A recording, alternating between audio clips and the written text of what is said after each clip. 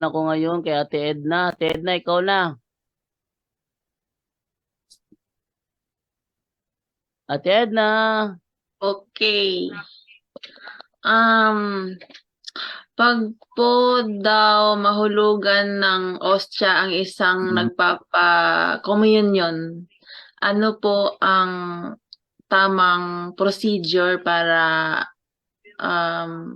damputin o yun? Paano po ang tamang gawin pag nahulugan ng ostya? Yan po. Brother Angel. Okay, no. Wag dadamputin ng nagsusumusubo po, no, ng ordinary laiko. Ang pwede pong dumampot noon, walang iba kundi ang mga lay minister lang. And then kung itong banal na ostya po ay pwede pang i-consume or pwede pang kainin, hindi naman galing sa, lalo na kasi yung mga galing sa dila, yan, medyo hindi na ano yun. So pag hindi na pwede i-consume po, inilalagay sa tinatawag na parang fixed vessel na iaano yung tutunawin yun, no? Tutunawin yun po sa sa isang tubig pag hindi ma-consume. Pero pag pwede pang i-consume po, it's either i-consume uli, no? Nung minsan di naman maselan yung pag nahulog yon, kukunin uli.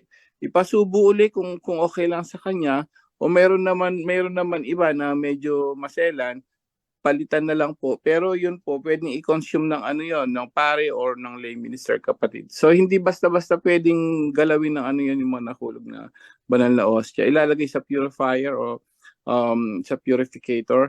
So or sa corporal, yung parang telang puti, no? Tapos yun kay Father. So pwedeng kung yun hindi galing sa dila, kakainin lang yun, i-consume yun, kapatid. Pero kung galing sa dila, yun hindi na mako-consume, itinutunaw po yun sa tubig, kapatid. So ang malinaw po, Brother Angel, ang dadampot ay yung it's either priest or lay minister po. Lay minister lang talaga kasi siya yung nandun siya yung malapit. Bali po yung nakahulog, magko-confess po siya. Well, wala naman tayong wala naman tayong talaga exact diyan na turo na kung sino halimbawa yung laiko biglang kaya actually pinapasubo agad-agad kasi minsan pagka minsan maglalakad na yung yun talaga, pero usually nahuhulog yan sa pagkasubo niya, di ba, or pagkabigay sa kamay. So usually doon nahuhulog. So lay minister lang po talaga, kapatid. Ngayon kung ewan ko kung bakit dinampot nung laiko, no?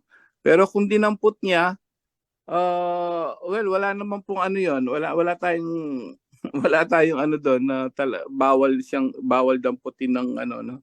O kung kailangan siyang ikumpisal. But usually ang dapat talaga po diyan lay minister lang po, o extraordinary minister of the Holy Eucharist, o yung pari lang po ang dapat dumampot, kapatid. At siya rin ang dapat magbigay lahat ng mga nakikinig ngayon, yung may mga style na pinabibigay sa ibang bawal po yun. So ang talagang dapat magbigay lang at dumampot ang lay minister po sa tao.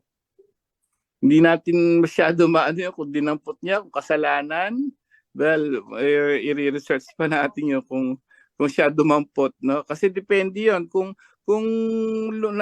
napalayo na siya, hindi sinubo, doon nahulog, ibang usapan po yun, no?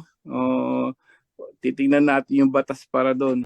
Pero talagang basic principle, no? Basic technically, yung basic teachings natin, pag nahulugan kayo ng banal na ostya, huwag yung gagalawin. Ang lay minister po ang dadampot nun.